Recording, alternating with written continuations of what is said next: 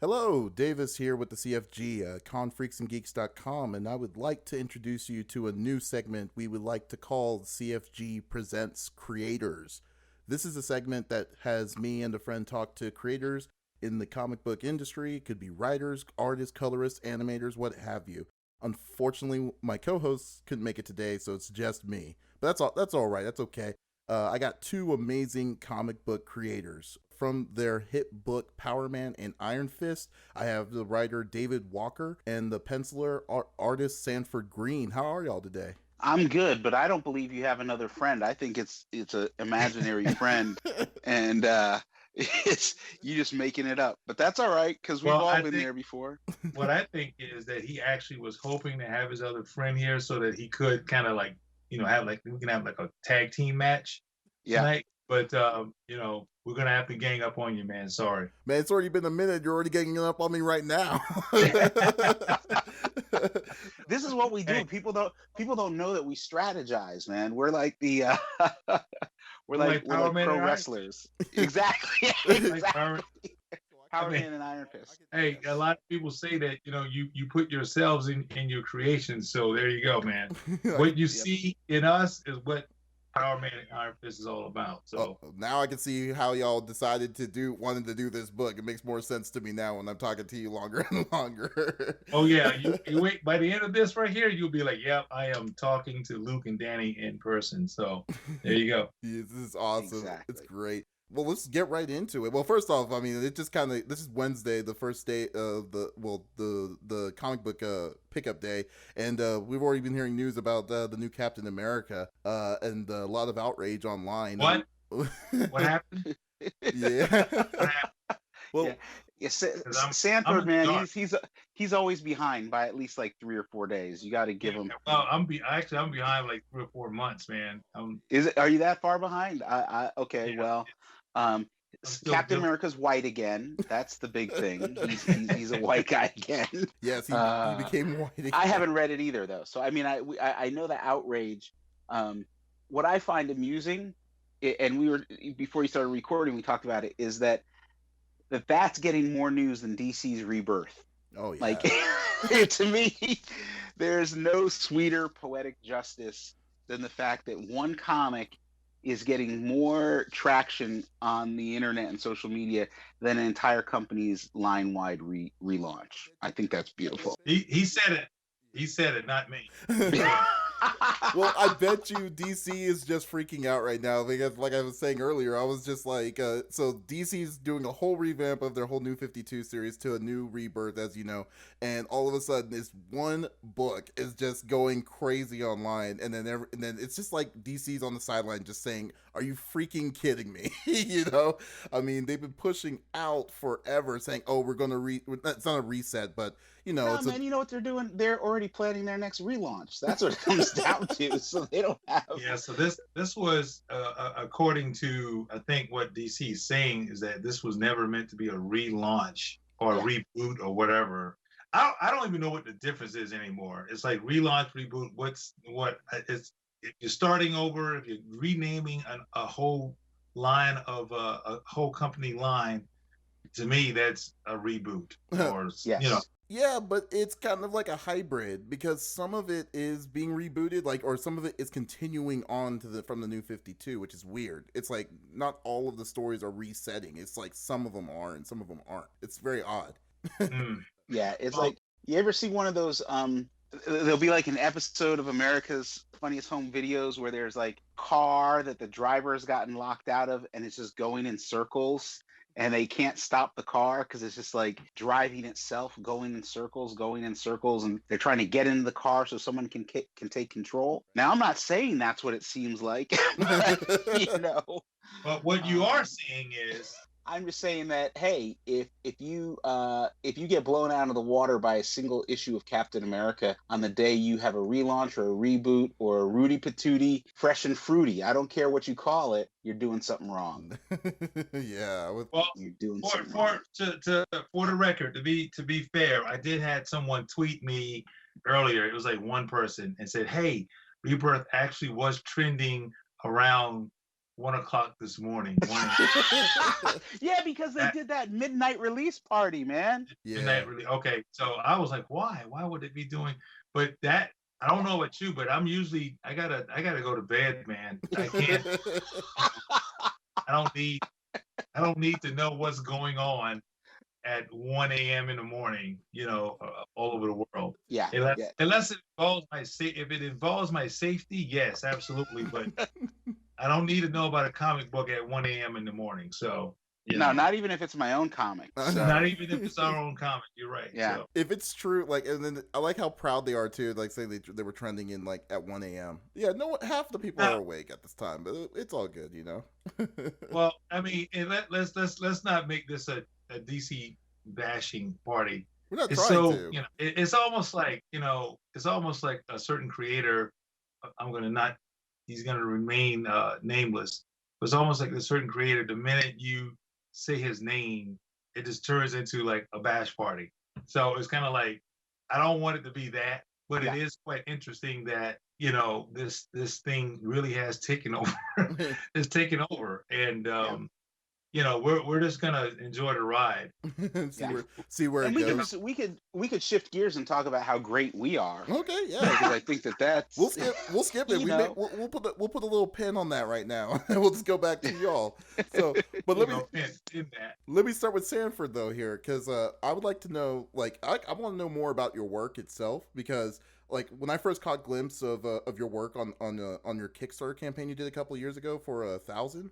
Actually, I donated for that one. Actually, I was wanting that. Oh man, I was like, wow, this is amazing. Then I saw like your Runaway Secret Wars and the like the cover art and also the counter cover art. I was just like wondering, like, what else have you gotten into? Because I'm not really familiar with everything that you fully do. Well, I played a violin part time, and I do some. Well, no. Other than that, honestly, the Marvel thing has been interesting, because I've been off and on for the last like 3 years with Marvel, doing some fill-in issues and one-shot stuff or whatever. But I've always been kind of a hybrid. I would dip my toe in like character development, character design for stuff like animation and games and stuff like that. I was just always of the mindset that I can't necessarily afford to put all my eggs in one basket. Some artists can do that, but there's a lot of artists out there.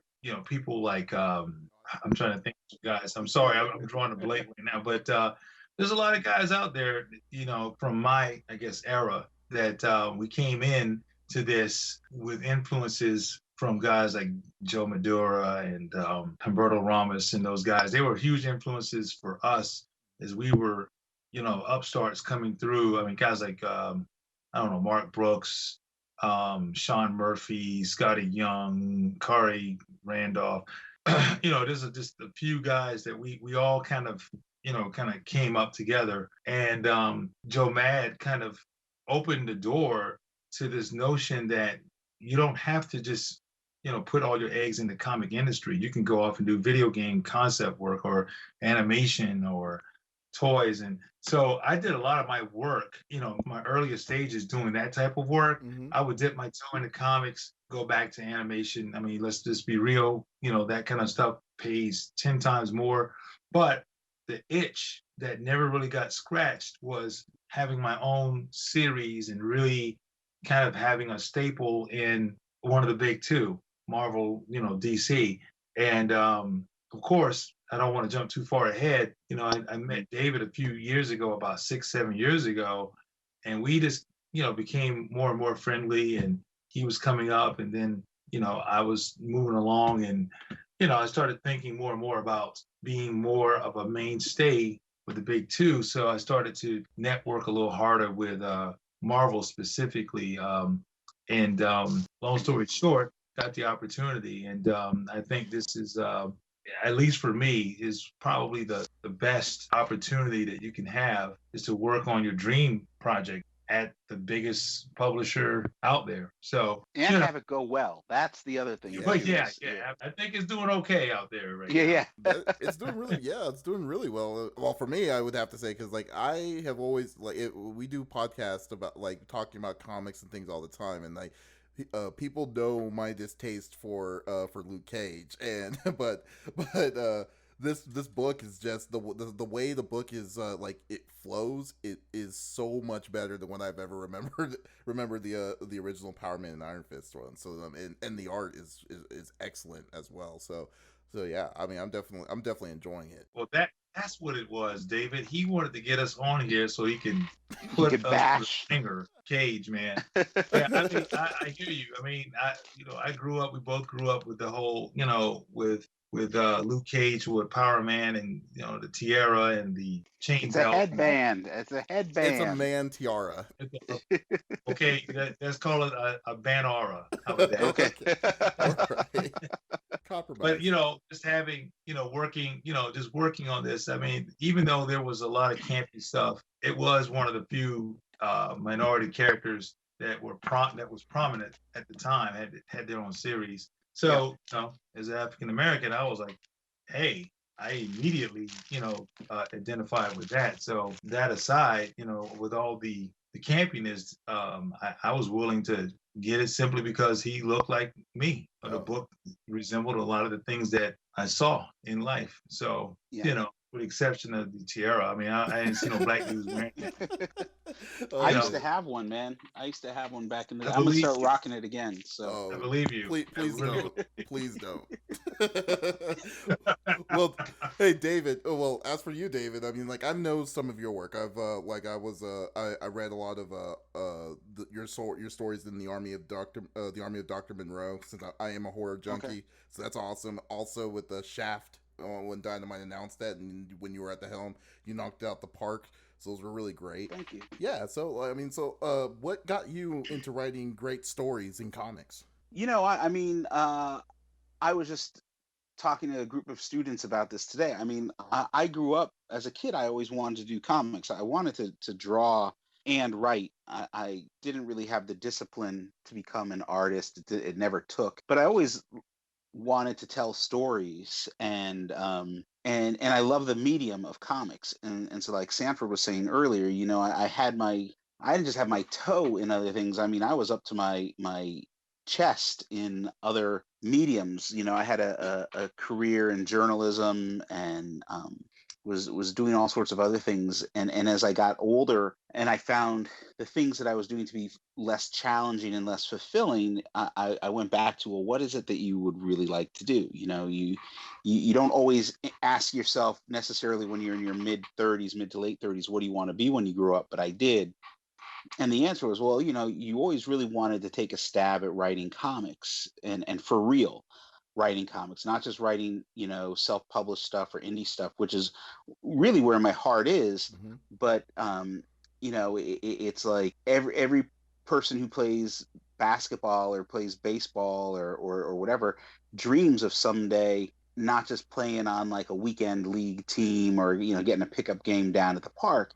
Everybody dreams that someday they'll get a chance to play ball, for whatever their favorite team may be in the pro leagues, and it was very much that way with comics for me, and so I just sort of decided, life is kind of short, and why not spend some of the time that I have on this earth trying to do what it is that I wanted to do when I was a kid, because I didn't want to be in my 50s or my 60s full of regrets. And so that was it. And I think that, Ta-Nehisi Coates was talking about something along these lines very recently where, people were asking him about his skills as a writer.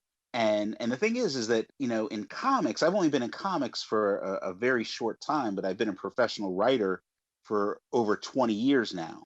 And so had stories to tell. I've got some skills. I've got some chops. It was just a question of applying them to the medium itself. And that was the thing that, sometimes it's sort of daunting. There's rules that are inherent to comics. If you're writing for Marvel, you're pretty much writing a 20-page That's it. It's 20 pages per issue. Unless you get really lucky, maybe you'll get 22 pages or, some sort of giant size special. But you have to learn how to write specifically for that medium. You have to learn how to write for an artist, because probably 85, somewhere between 75 and 85% of what you write shows up on the page in the form of art. And I was doing a career day speaking engagement to some young kids recently, and I was telling them that I was like, I showed them a comic book page, and I said, everything that's on this page I wrote, but you only see the words. And when you're lucky, and this is me, I don't want to give Sanford too much credit, I don't want him to get all but when you're working with someone like Sanford, it shows up on the page like 10 times better than how you imagined it or how you wrote it. And that was the thing, we had, with the exception of the covers to Shaft that Sanford had done a year and a half, 2 years ago, we never worked together, but I knew his work as Sanford, you done some work for DC, like I think it was like Supergirl or something like that, or Wonder Girl. I can't remember which one it was.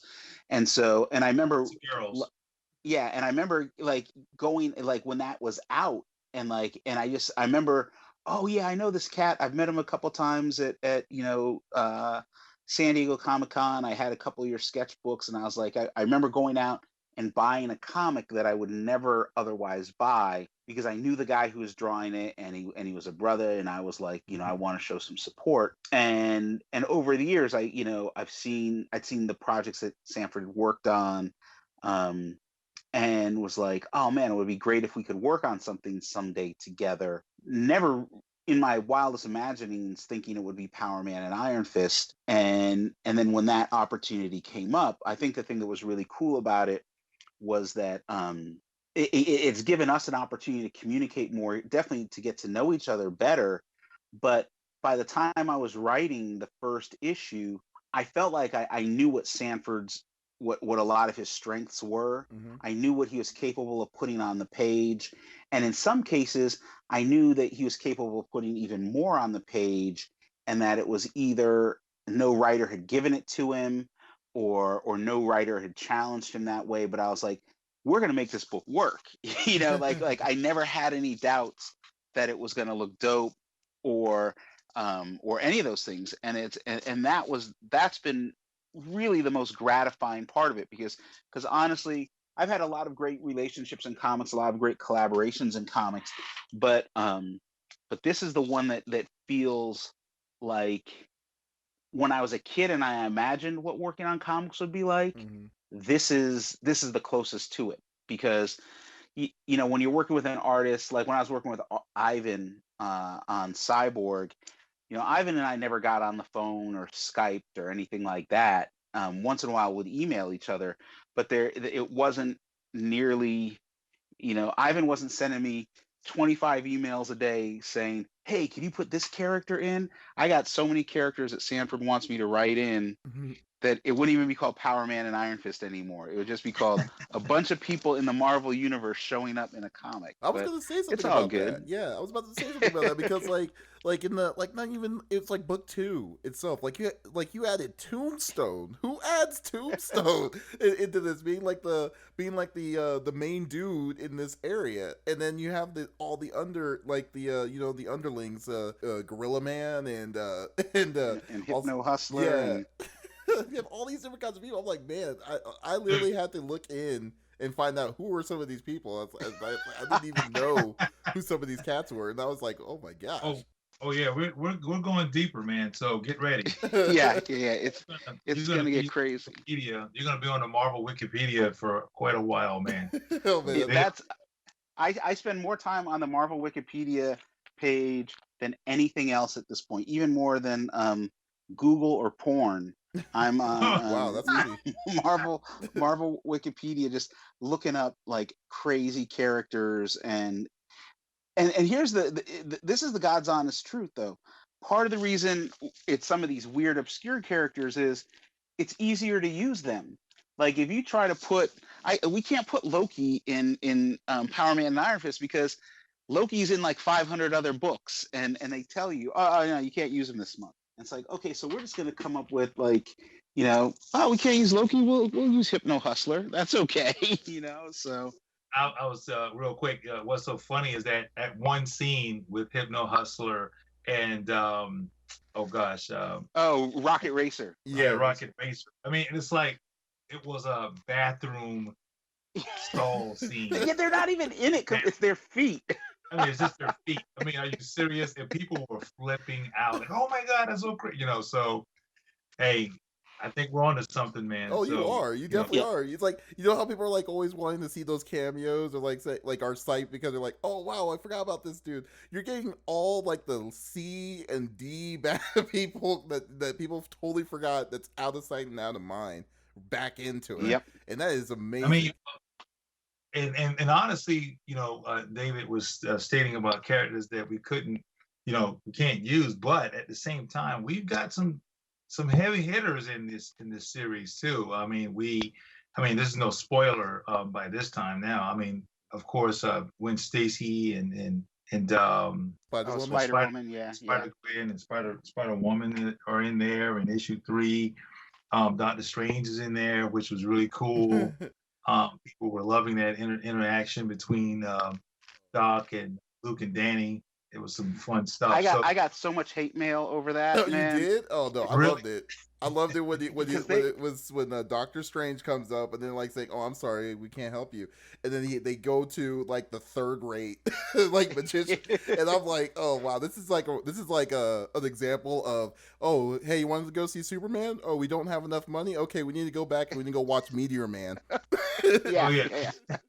Well, that's exactly part of what I was going for, but there's some Doctor Strange fans out there that were just like, oh, the way you wrote him, he was too arrogant, he was too cocky. I was like, what Doctor Strange books are you reading? Because he's always arrogant and cocky. Yep. My whole thing was like, I just wanted the opportunity. I have this philosophy, right, which is that for every great black or for every great white superhero that's out there, there's the black equivalent or the Hispanic equivalent or the Asian equivalent who's just not getting any love, right? And and you've never even heard of him. And so I wanted to test it out. I was like, let's have a dude who may or may not be as competent as Doctor Strange, except he's kind of a chubby Puerto Rican dude. And let's see how people respond to that. And people went nuts. I mean, Senor Magico is he's in like 4 panels. Yep. And like emails, hey, when's he getting his own series? When's he doing this? So as much as people were upset with me for Doctor Strange, there was even more people that loved this character. And my belief is that it's because we don't get to see characters like that often. Sometimes we do, but it's not nearly often enough. Oh yeah, definitely. I would definitely agree. And then like, oh man, you've like answered almost a lot of my questions here. But his name. Think about it. His name is Senor Magico. Yeah. Horrible, and people love it. I mean, it's not like we're intentionally trying to make these incredible, thought-provoking characters. I mean, we really are just having fun with these characters, and people are loving it. So, it's just cool that people are very lighthearted about it. They're not taking stuff too seriously. I mean, some people, maybe, might be riding, the hate a little too hard. But other than that, I mean, nothing but for the most part, overwhelming responses, positive responses. Oh yeah, it's been incredibly positive. Yeah. Oh, that's awesome. And then, well, like, I was gonna ask you about the style actually that you're using, because actually when I saw the first book, when I saw the cover of the first book from one of the solicitations back in the day. Like back in the day, it's like last year, but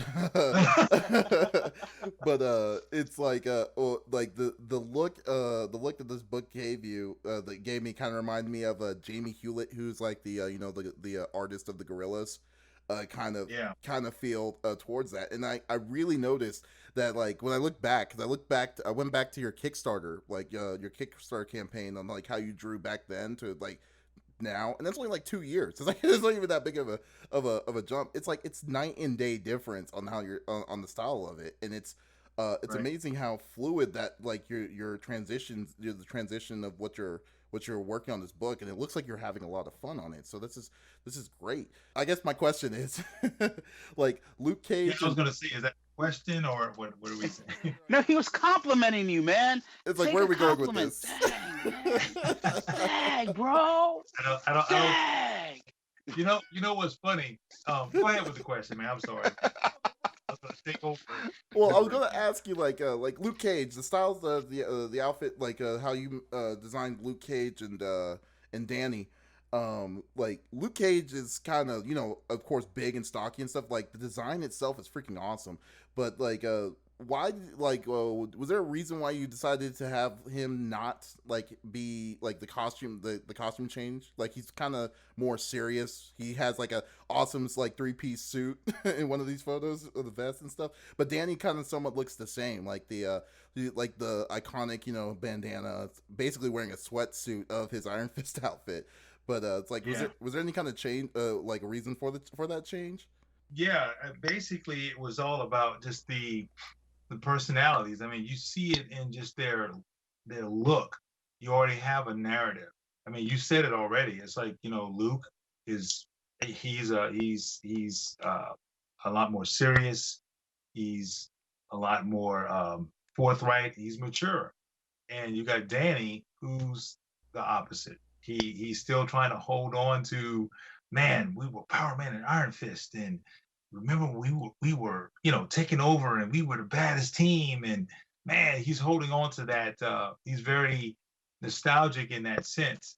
I kind of coined it to me and David. We coined it to a little bit of what Danny Glover and Mel Gibson, their relationship. Oh yeah. when when Danny said, "Man, I'm getting too old for this," it's kind of like that's Luke. That's his mantra at this point. And Danny again, he's like, "Come on, man, one more. Let's do one more run. Let's do it, man." And he just, he talks him into he talks him into a lot of stuff. He's like, "Man, how in the world did I get myself into this?" And that's a great play off of one another, how they have that contrast. But again, it's kind of like that. They moved on in their life. At least Luke has. He's moved on. He's married. He's got a child. You know, and Danny's still single. So Yeah. there's a reason for all of those different those things. And again, that's that chemistry between those two is what makes their relationship so special.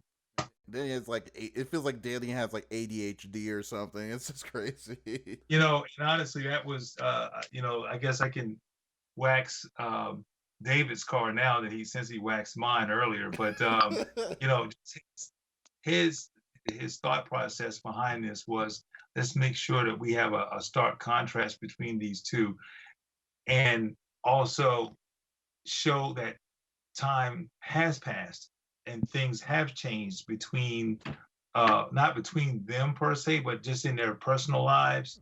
Mhm. And interesting enough, he came up with the thought of, why not really show this transition in their lives by technically flipping their personalities. If you remember back in the old school Powerman Iron Fist book, Luke Cage was a gung ho, Yeah. Yeah, Yeah. go get them, crazy dude. outward, yeah, this that braggadocious, flamboyant, all of that stuff, and and now he's the opposite, and that's something that people really have taken to. So we were wondering, because technically, before the book launched, a lot of people were asking me, I don't know about David, but they were asking me about, okay, so is Luke going to be, are you guys going back to the old school Luke Cage? And, I think people were a little concerned about that. I Yep. think that might be one of your issues with the character, at least then, was because of that. That character wasn't necessarily. It's not flattering now. Maybe then, because think about it. I mean, there's a lot of things back then, exploitation era. Mm-hmm. If you really look back at some of those films, they there were some things there that you couldn't do now. You just couldn't Yeah. do it. So that was the concern for the character. But I was quite pleased by the ideas that David had, and it made me really excited. And that's where a lot of the design sense came from. Once he started to lay out where he wanted these characters to go, and I was totally on board with him on that. Yeah, and for me, a lot of it was I wanted to just make sure that we saw a version of Luke and Danny that was not all the time, but at least some of the time, a little bit different than what we've seen in the past.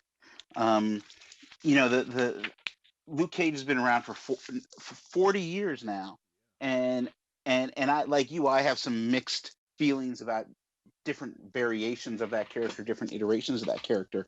But like when he was in the New Avengers and in Alias and Pulse, when Bendis was writing him, he was never better to me. That was the level of maturity on that for that character. And someone had done an interview with me where they asked me like my top 10 favorite Luke Cage moments. You can name And 10. well, they weren't from his, none of them were from his solo book or from even from Powerman and Iron Fist. Most of them came from, like, if you go back and read, I can't remember if it's New Avengers, I think it's New Avengers, where Luke asks Jessica Jones to marry him.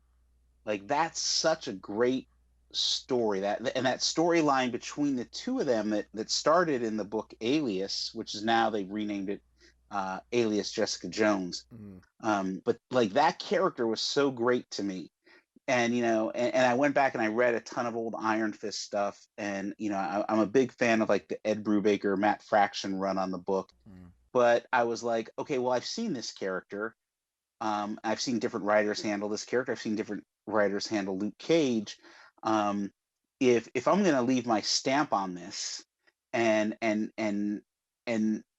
as an extension of that, give Sanford an opportunity to leave his stamp on this, I got to go out of my way to try to write these characters in a way that will make them really, really memorable.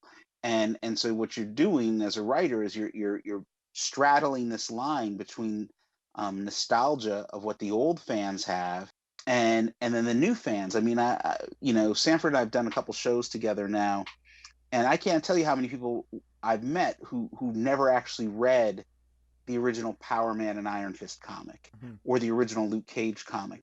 They knew Luke Cage from either New Avengers or Thunderbolts or something like that. They knew Iron Fist from his own stuff, but they were like they were wholly unaware of that entire series that ran from 1978 to 1986. That's an 8-year run on that book. Over 100 issues. Yeah, but it's like I guess the problem is like we're in 2016. It's been 30 years almost to see Yeah. the last Powerman and Iron Fist, and even when it did come out, it was, I mean, well, for me, I'm only 33, but like I've been reading. I like reading, like, around that time. Actually, I'm currently doing it now. It just doesn't seem like it would catch the interest, because like I feel like what you've done with this, what y'all two have done in this book, it was like, I mean, it was was with the little small things, the tidbits and stuff, and the like the villains and the personalities mixed with the art style, is you made this book something completely off the books of what it was originally. And I think like, that's just because we're dope. That's just because we're dope. That's all. I mean, come on. You're like just rubbing your pat on the back right there. Yep. So not only do we wax each other's cars, we wax our own cars. Wow. Yeah, I mean, but it's like that's what makes this book so great. And then what's even better too is the fact that they're not. I mean, I've always liked like the local neighborhood hero, as opposed Yeah. to the galactic, like the Fantastic Four going into space, saving the world. Like, I mean, you really appreciate those kind of heroes like Miss Marvel, how it is now, and like Spider-Man, of course. But like this is really cool because they're in their own domain and they are like not necessarily the kings of it, but they are high up there. They're big risk takers. So Yeah. I definitely appreciate that, like that kind of level, and you can kind of relate to it is what makes it even better. So, yeah, I mean, like I said, I mean, I know I'm like, giving you like so many different high praises, and it sounds like y'all already have big heads as it is, but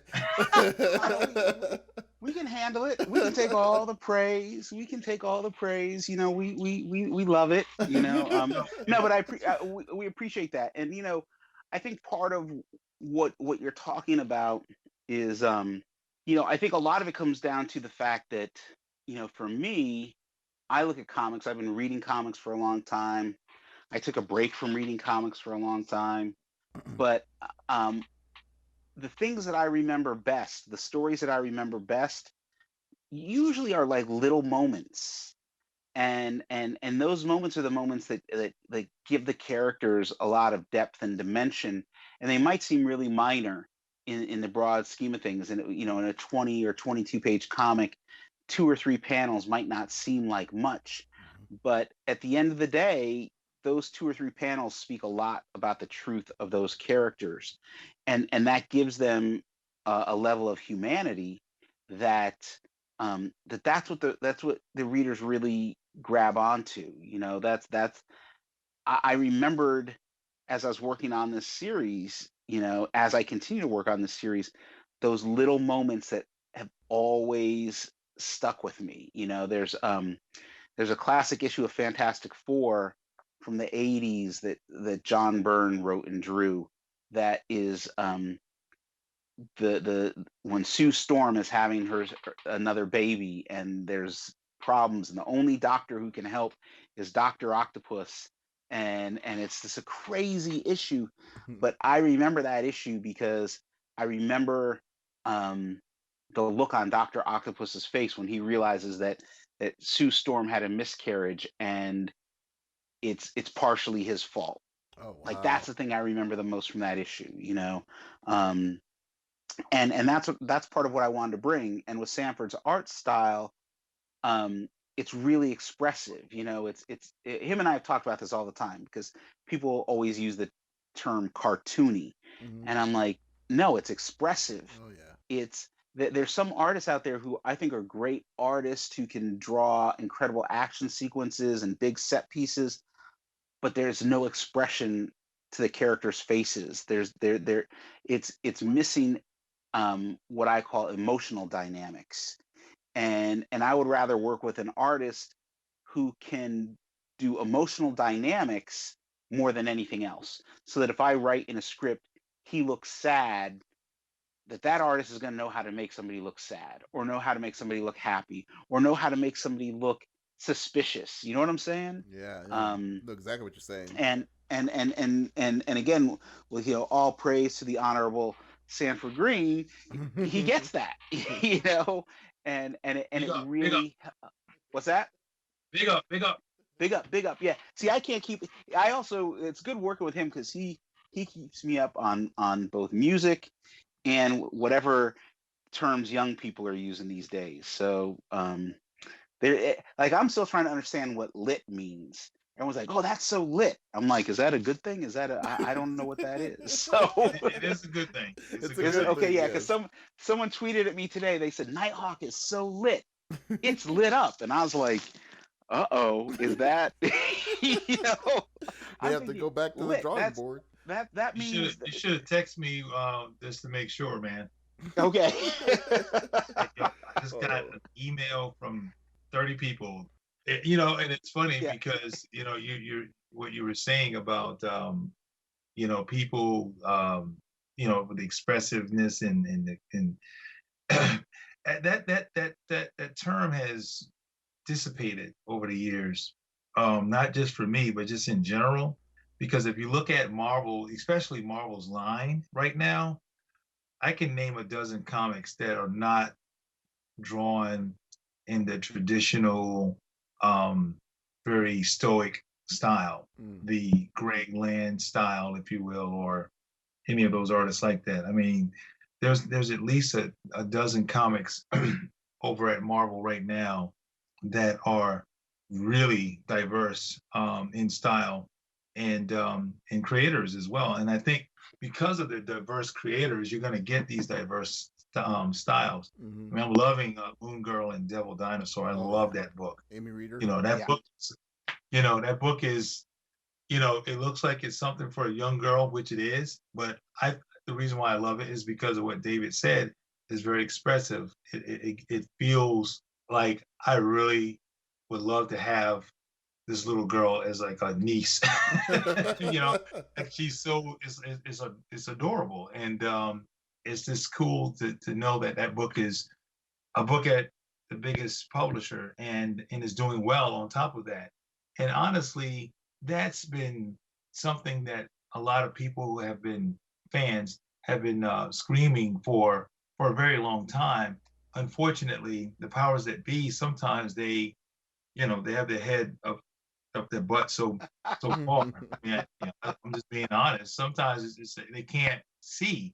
All they see is what's right in front of them, and all it takes is for someone to go, wait a minute, let me just listen for a few minutes what people are really saying here, and trust that people aren't saying something that's not going to, you know, pan out well for you. Right. This is why they're saying that. They're saying this stuff because they know it's going to work.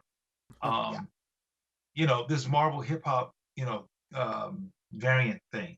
I've talked to, and yeah, you had your detractors and stuff for a little bit, but for the most part, overall, like really overall, you've got this thing kind of, it transcended. I told Axel when they were, he was trying to put this thing together, and he gathered myself and a couple other artists, some awesome creators like Mahmoud Asrar and Mike Del Mundo, guys that are actually into the culture of that genre of music. And he just said, okay, I'm thinking about this. What are the chances of this working? I'm like, dude, you absolutely need to do this because it'll, and I told him, yes, you got to be, you know, authentic with it. You can't just put it out there because people will smell a gimmick or a quick, you know, gimmicky mock-up kind of thing. Yeah, if it was a load of crap, people would have.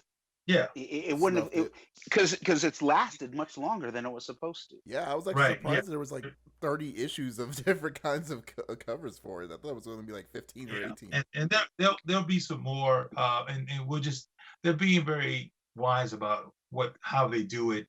But I told them that, you don't want to overdo it because that even though it might be coming from a good place, people in general may, get fatigued of that kind of thing. Just like, with anything else that's overdone, you're gonna get tired of it. Yeah, I mean, I feel like Marvel though has kind of opened an ear because I mean, there's a lot of indie developers now. Like I mean, like you're saying, Amy Reader and Moon Girl and Devil Dinosaur. But then I mean, like I was surprised the other day when I saw Becky Cloonan was writing for The Punisher. And I was like, "What? This is awesome!" Like, so right. It just seems like the diversity. You're definitely right about like expressions and things like that. It's definitely going to be showing. I think it's going to show up a lot better than when it was back, like how it was maybe several decades, 2 decades ago. So a year ago. Oh, a year ago. 2 years ago. That is very true too. I'm not trying to throw anyone under the bus though. So there we go. No, but I think it's interesting because one of the things that Sanford and I talked about this when that original when the when the hip hop variant covers thing was first announced, and there were some people that were just going crazy or were just angry and just a lot of people just venting a lot of frustration. And at that point, we were already developing Powerman and Iron Fist, So there were these people that were saying, "Oh, there's no diversity," but Powerman and Iron Fist was already in development at Marvel, and Nighthawk, which I was doing with Ramon Villalobos, that was also in development. And there are some other projects, Black Panther, which is now out, was in development.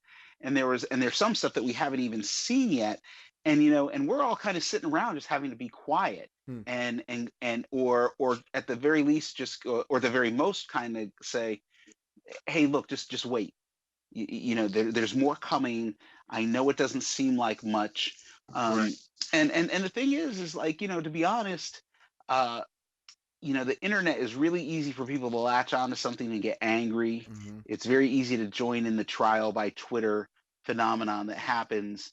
But on the business side of things, when I'm looking at it and I'm looking at where sales are and looking at where the sales are for a book like Moon Girl and Devil Dinosaur, which is a great book, or looking at the sales for like a book like Concrete Park over at Dark Horse, which Erica Alexander and Tony Poirier did together, an amazing book. And I'm looking at the sales figures on a lot of these things that are great books and that people like us are talking about, but a lot of folks ain't buying them. A lot of folks are talking about these things. If as many people who complain about Captain America either being gay or Nazi or a gay Nazi actually bought these Captain America comics, the industry would be doing a lot better. And in terms of what we talk about when we talk about diversity and representation, even more so. I think that a lot of times people talk about, I say this all the time, it's like in Princess Bride when he says, I do not think that word means what you think it means. They're talking about they want something, and it's like, well, here it is. We got it for you. And yet you ain't buying it. And I'm not talking about our title in particular. There's a lot of other stuff out there that can be purchased, that can be supported. But so there comes a point where I say to myself, well, what is it that you want? And if it's not being created, and I never say this in an arrogant way, I never say this in a dismissive way, I say this with all sincerity. If you're not seeing it, maybe you need to make it yourself. If Spider-Man has never done what you wanted Spider-Man to do, maybe you need to create a character that's your own character. You can't call him Spider Guy or Kid Arachnid or anything like that. Well, why don't you create a superhero to tell the story that you want to tell, that speaks for you? Because I can't tell everybody's story. I can only tell the stories that I know how to tell, that I can come up with. I can only have the characters do what I feel is right for them through me as a writer, if that makes sense. And a lot of people won't necessarily understand that, and at the same time, I don't want to be condescending in saying it that way. But I'm a big proponent of people exploring their own creativity. Sanford and I have talked about this. We come from different backgrounds, but at the end of the day, we got to where we are because we work really hard, and there was at least one person in our lives who was like, oh, that's not the worst idea. Oh, you want to write comics?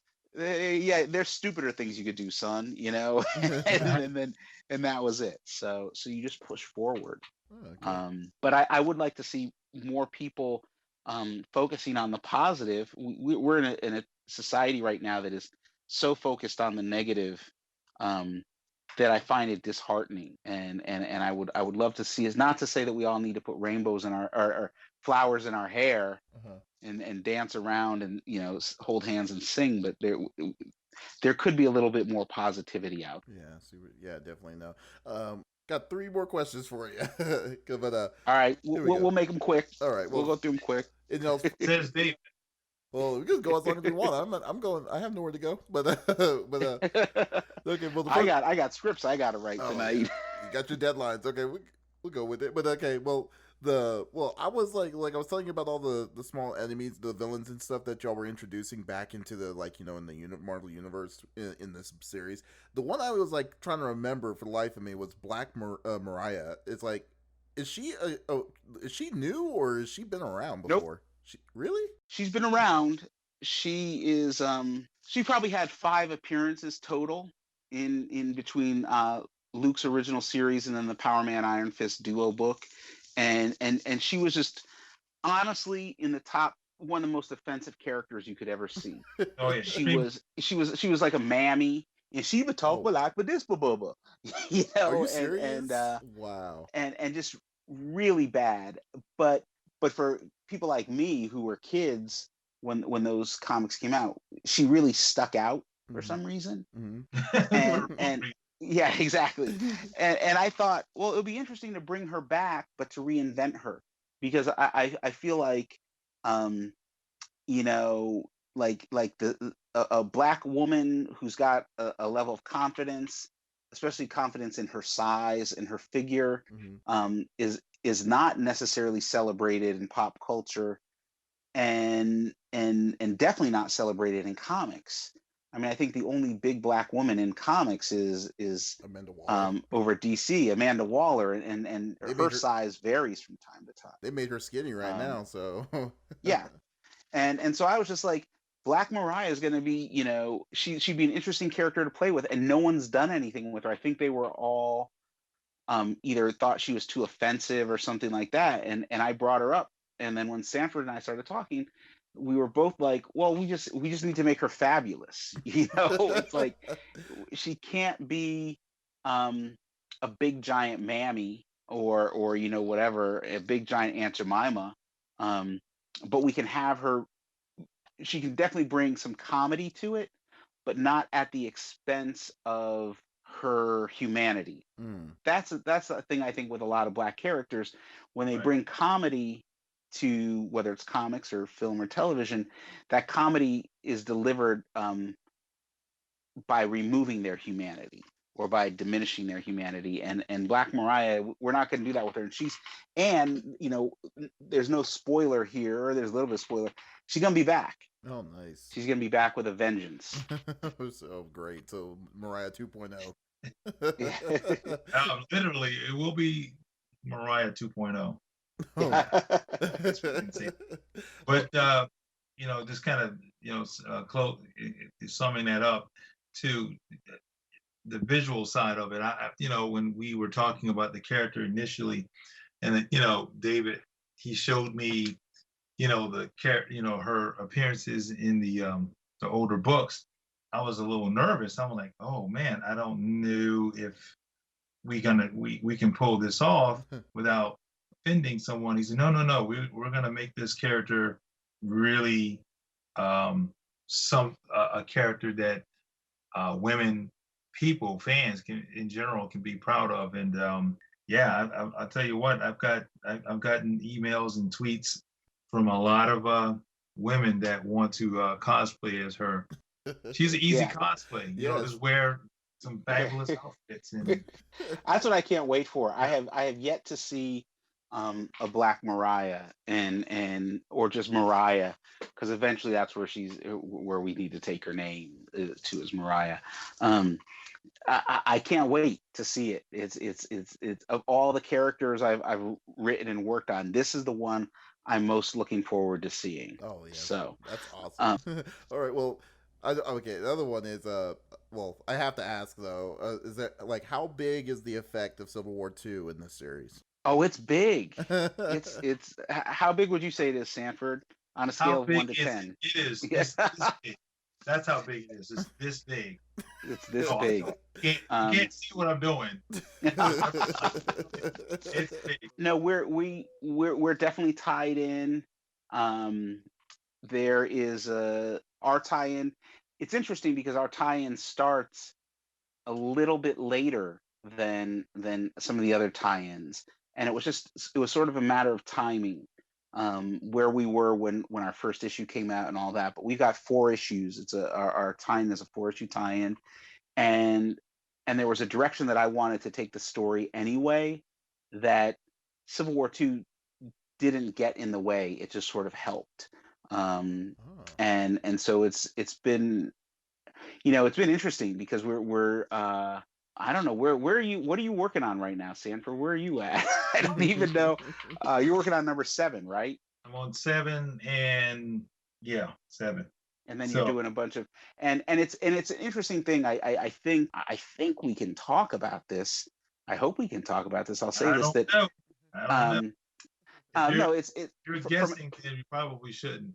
it's just from an art standpoint. It's Sanford and another artist, Oh, and yeah, okay. and I think we can talk about that, right? Can't we? Yeah, Yeah, it yeah, shouldn't you be a can talk problem. about that.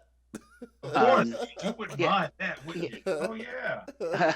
No, issue number 5. It was interesting because when issue number 5 got solicited, Sanford's name wasn't on it. People freaked out, Oh wow. and that was always the plan. The plan was going to be that Sanford was going to take issues 5 and 6 off. He would draw the first 4 issues. He was going to take issues 5 and 6 off, Mm-hmm.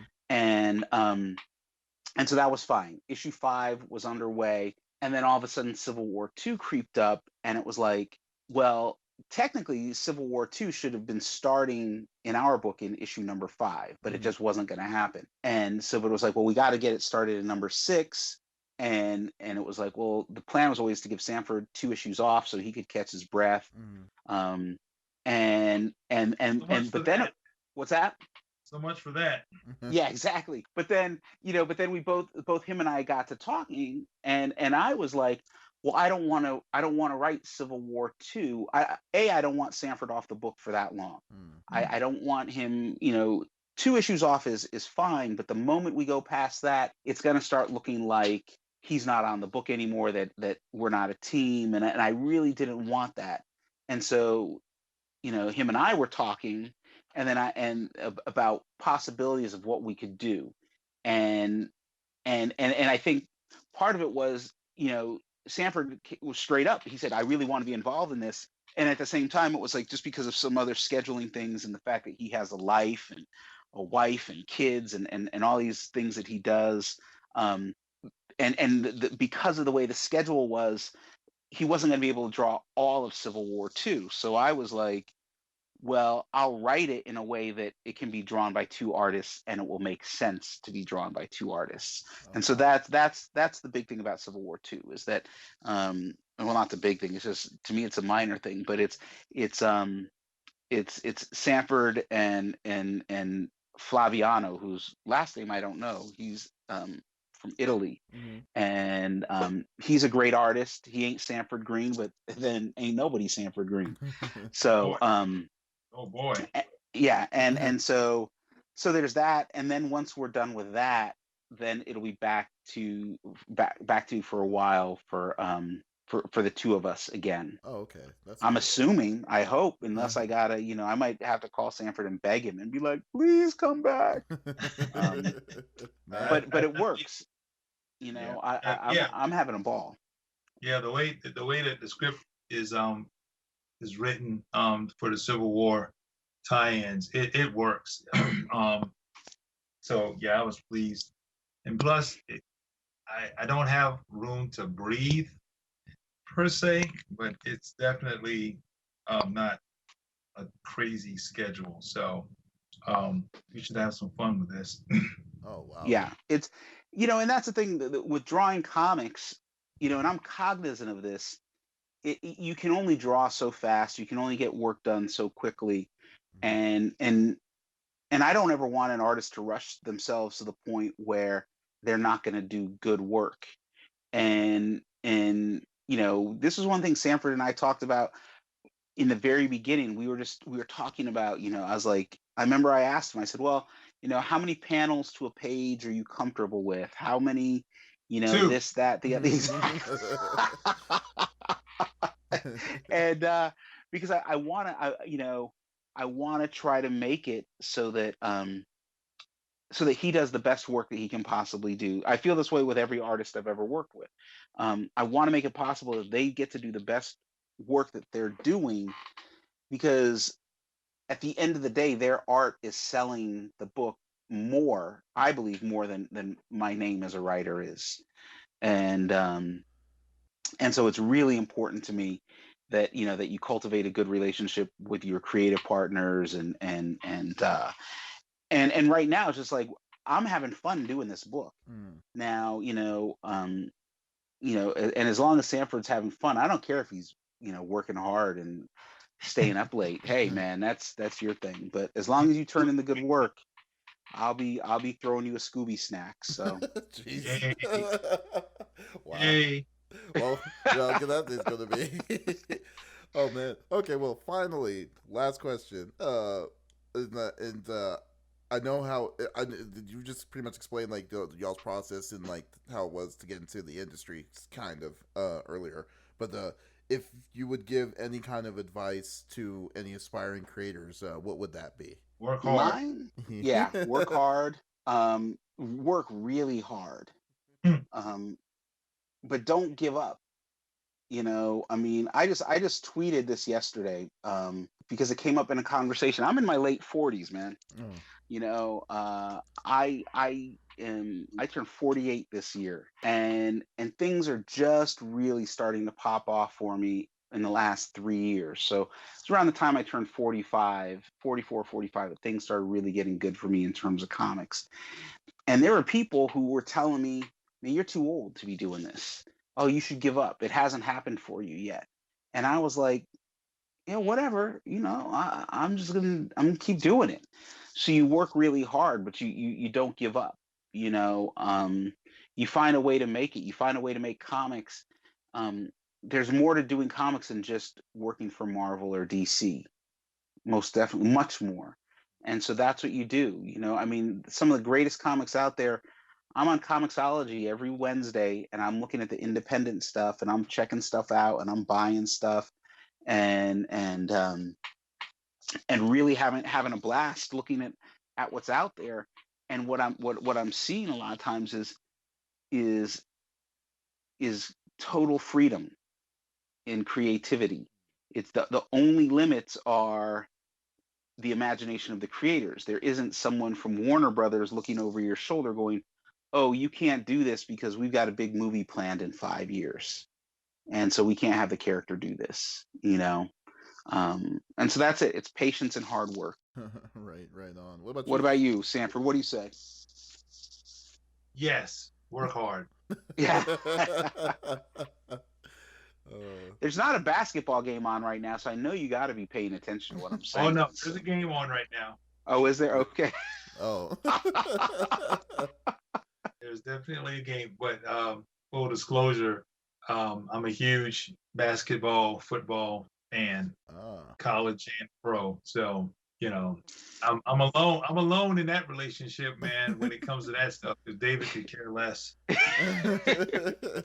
I feel like I should. I feel like I should learn about this stuff.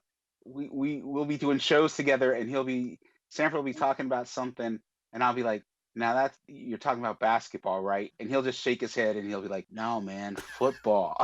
Just like, "Oh, sorry." uh, I know that the Bulls. I know that the Bulls are basketball, and I know that the Yankees are baseball, and it ends right about there. wow. So. that right there is that's very disturbing. Oh, that's funny. Hey, to each I'm their own. trying, man. I'm trying. It's If you show some sort of it's effort, then it's all good, yeah, yeah. Hey, well, It'll give you ideas, man. man. Well, hey, David, Sanford, thank you so much for chatting with me today. I really appreciate your taking time of your busy schedules to come and do this here. And hopefully we'll get to see some more version. I can't wait to see the next Powerman and Iron Fist because I'm definitely looking forward to it. And you can definitely get Powerman and Iron Fist on Marvel's website, marvel.com, or Comixology, or just go to your local comic book shop and go pick it up. But this is a must-read book, I would suggest. Well, thank you. Appreciate it. Thank you for having us on. Absolutely. All right. Thank you. Thank you. And once again, this is Davis signing off from the CFG, and y'all stay freaky geeky.